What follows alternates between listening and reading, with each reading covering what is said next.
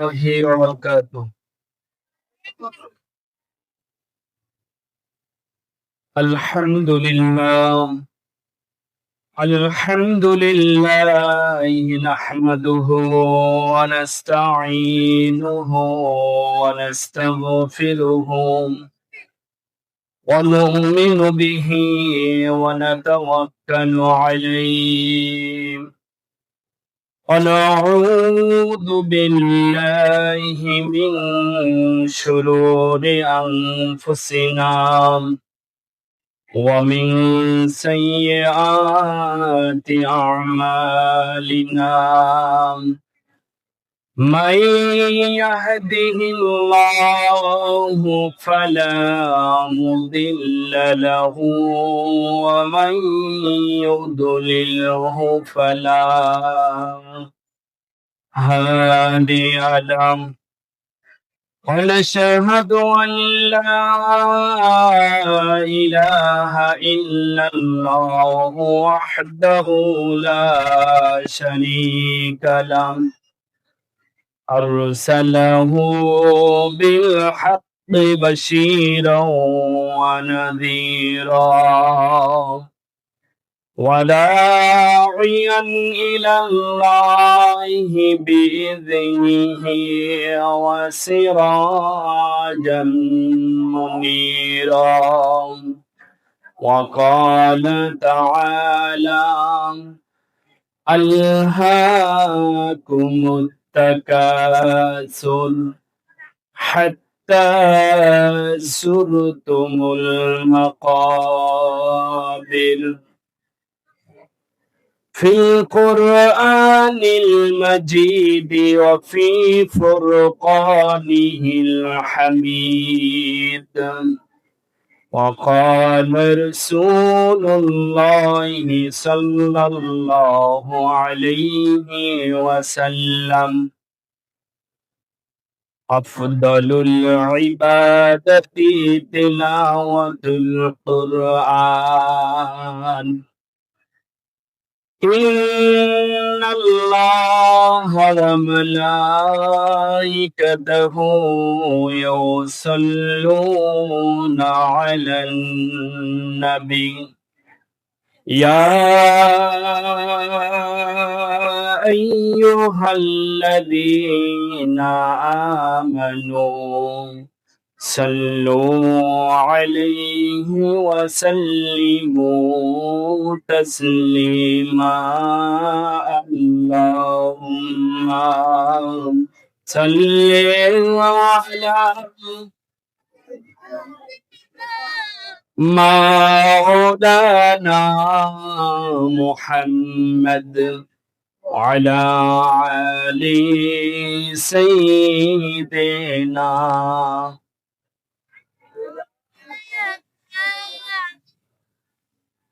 ওমন যারাই তোমার অতি আপন তারাই তোমায় পরাতে কাফন তারাই তোমায় দেবে দাফন আপন বলে কেহই নাই আল্লাহুম্মা সাল্লি আলা মাওলানা মুহাম্মদ ওয়ালা আলি সাইয়্যিদিনা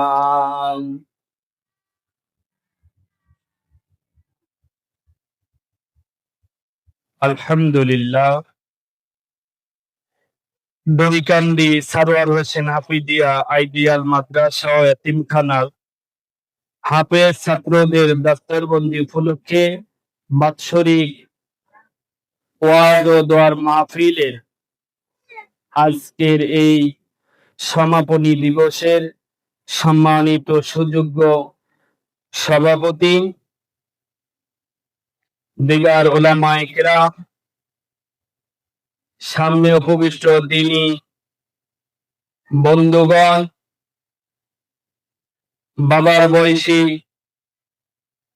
মুরব্বিয়ানে ইজাম, পর্দার আড়ালে অন্তরাত সম্মানিতা মা এবং বোনেরা,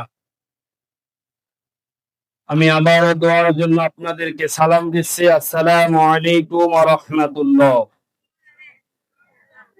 মহান রবের দরবারে মস্তক অবনত চিত্তে শুকর গুজার করে দিচ্ছি যে আল্লাহ সুবহানাহু ওয়া তাআলা আমাদেরকে এই একটি গুরুত্বপূর্ণ বরকতপূর্ণ মাসে, একটি গুরুত্বপূর্ণ মজলিসে কোরআনের বাগানে এসে আল্লাহ রাসূলের কথা এবং বলা শ্রবণ করার যে সুযোগ আল্লাহ তাআলা দান করলেন, সেই মনিবকে খুশি করার জন্য অন্তর থেকে পুরো সুসিত কণ্ঠে আবেগ ভালোবাসা উজাড় করে বলছি আলহামদুলিল্লাহ।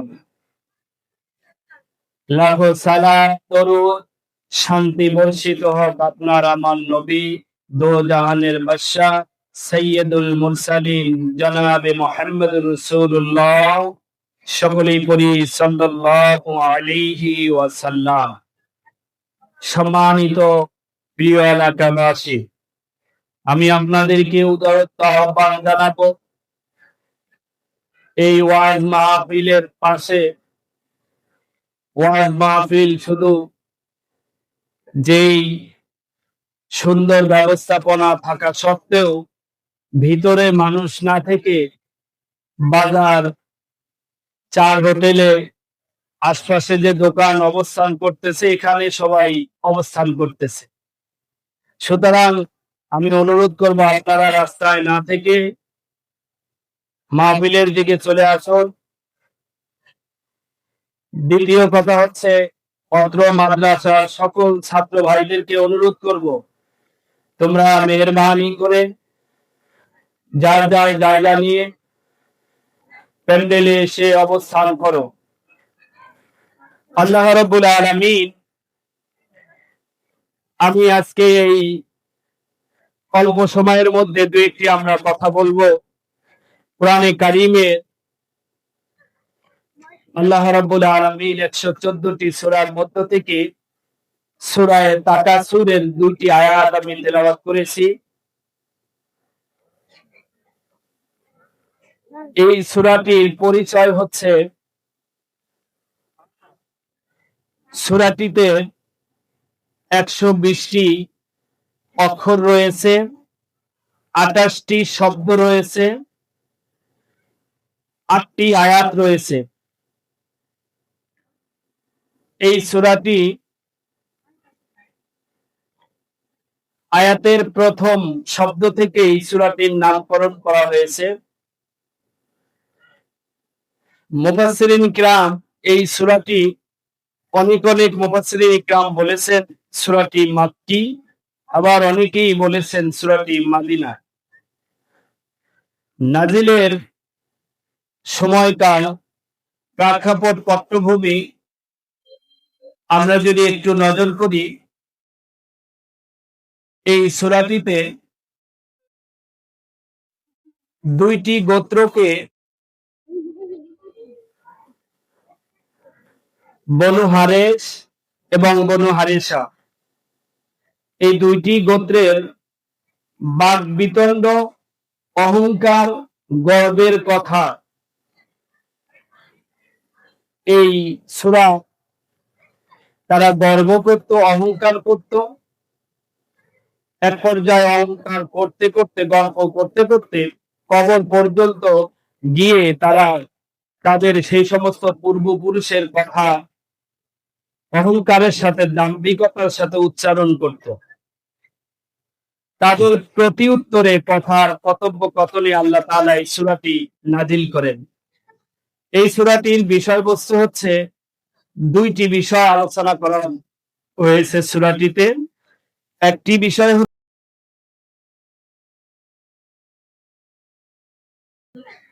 এই পৃথিবীতে যারা স্বার্থ পূজারী, সম্পদের মোহে চেষ্টার পর চেষ্টা, প্রতিযোগিতা করতে থাকে, আল্লাহকে বাদ দিয়ে নিজের মন দ্বারা জীবন পরিচালনা করে সম্পদের পাহাড় তৈরি করে তাদের সম্পর্কে সমালোচনা করা হয়েছে।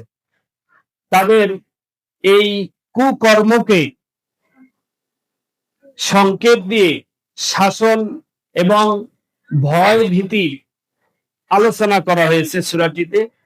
দ্বিতীয় বিষয় হচ্ছে এই সূরাটিতে আল্লাহ রাব্বুল আলামিনের প্রতি যারা আস্থা রেখে জীবন পরিচালনা করে, কবরকে সামনে রেখে, হাসর মিজান ফুলসিরাতকে সামনে রেখে যারা জীবন পরিচালনা করে, আল্লাহ রাব্বুল আলামিন এই মুমিনদের সম্পর্কে এই আলোকপাত করেছেন, আলোচনা করেছেন। আল্লাহ পাক কোরআনে কারীমের এই সূরাটির মধ্যে আমাদের সবচেয়ে গুরুত্বপূর্ণ শিক্ষণীয় বিষয় হচ্ছে, আমাদের বোঝার বিষয় হচ্ছে আল্লাহ তাআলা আমরা যে প্রতিযোগিতা বর্তমান বিশ্বে অবস্থান করতেছি, আমরা যারা চিন্তায় মগ্নে রয়েছি সম্পদ নিয়ে, তাদের সম্পর্কে বেশি থেকে সমালোচনা করা হয়েছে। আল্লাহ রাব্বুল আলামিন এই সূরার প্রথম যে আয়াতটি, আল্লাহ তাআলা বলেন বিসমিল্লাহির রহমানির রহিম আলহাকুমুত তাকাসুর। পৃথিবীর মানুষেরা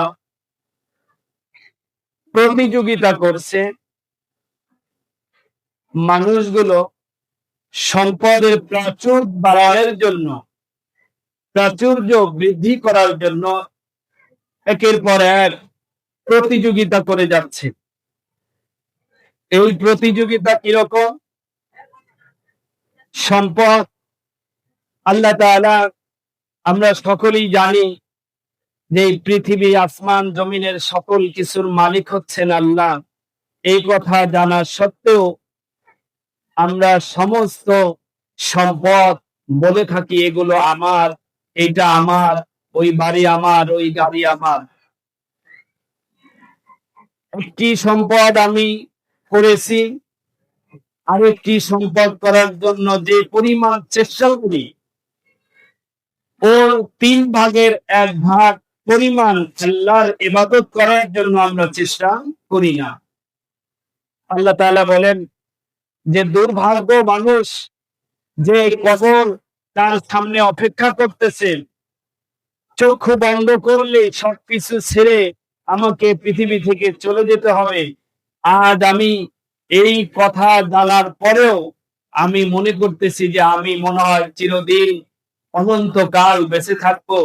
একটি মানুষের স্বাভাবিক জীবন পরিচালনার প্রতি যদি আপনি লক্ষ্য করেন, মনে হয় মানুষটি মরবে না, এমন চিন্তাটাই বেশি তার চাক্ষুষ প্রমাণ হচ্ছে।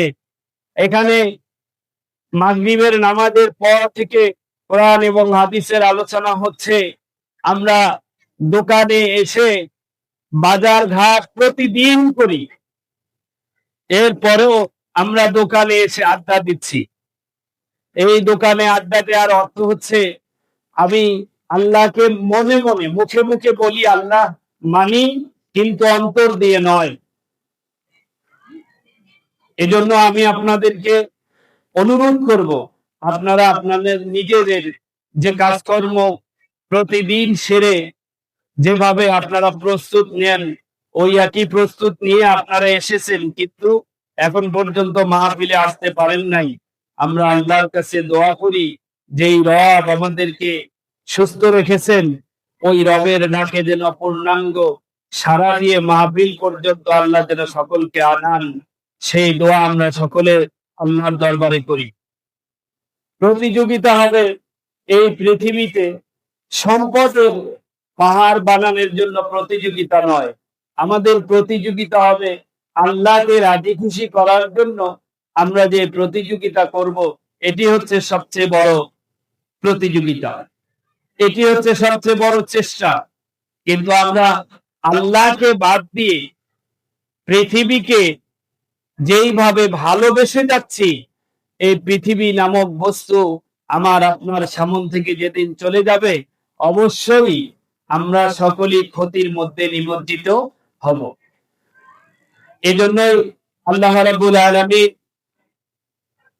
ইরশাদ করেন, এই পৃথিবীতে মানুষেরা যদি শান্তিতে থাকতে চায়, আরামে ঘুমাতে চায়,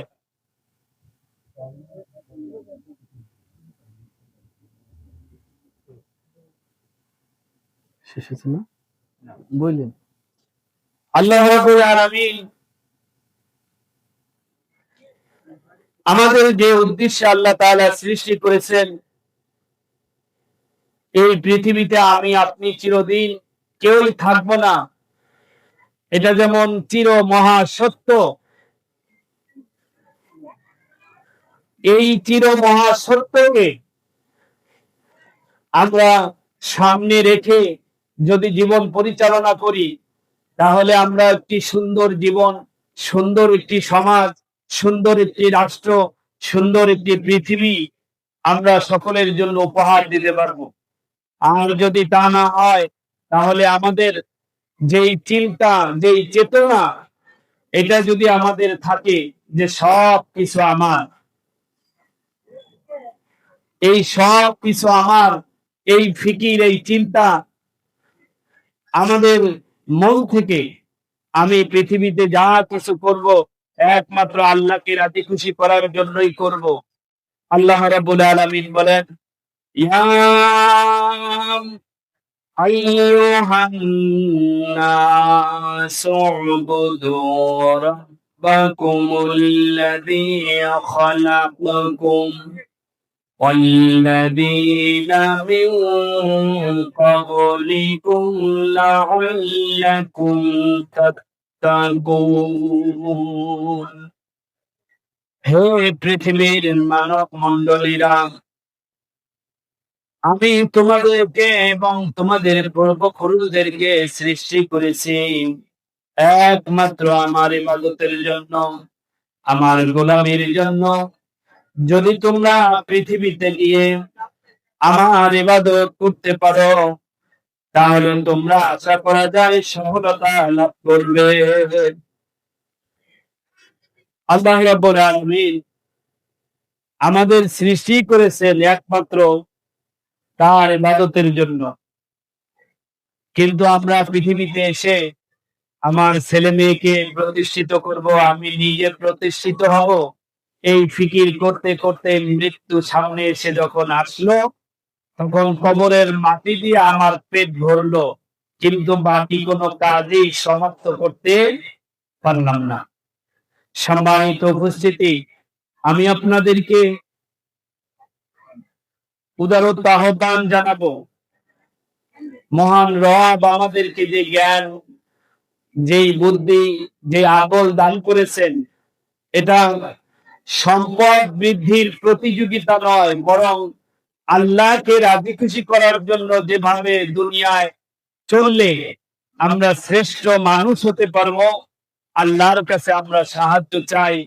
মহান রব আমাদের সেই কাজগুলি করে শ্রেষ্ঠ মাখলুক হিসাবে, শ্রেষ্ঠ মানুষ হিসাবে পরকালের দিবসে যেন আল্লাহ আমাদেরকে নাজাতের ব্যবস্থা দান করে দেন, বলি আমিন। আমরা মাদ্রাসায় যে সকল ছাত্র ভাই বোনেরা পড়াশোনা করে, আল্লাহ যেন সকলের জ্ঞান শক্তি, মেধা শক্তি বৃদ্ধি করে দেয়। এই ব্যবস্থাপনা যারা করেছেন, যারা এর মধ্যে সহযোগিতা করেছেন, আল্লাহ যেন তাদেরকে কামাই রুজিতে বরকত বাড়িয়ে দেয়, হালাল উপার্জনের সকল রাস্তা উন্মুক্ত করে দেয়, পুত পবিত্র জীবন আমাদের সকলের জীবনে দান করে দেন, বলি আমিন। আলহামদুলিল্লাহ। আসসালামু আলাইকুম ওয়া রাহমাতুল্লাহি ওয়া বারাকাতুহু। আলহামদুলিল্লাহ, অত্যন্ত সুবোধন গ্রন্থে শরীর সম্বন্ধে কোরআন এবং হাদিস থেকে গুরুত্বপূর্ণ আলোচনা করলে